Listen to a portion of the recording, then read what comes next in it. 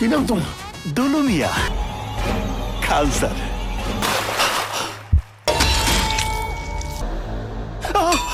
Superstar Shakib খানের অনুরাগীরা মুখিয়ে আছেন দরদ সিনেমার অপেক্ষায়।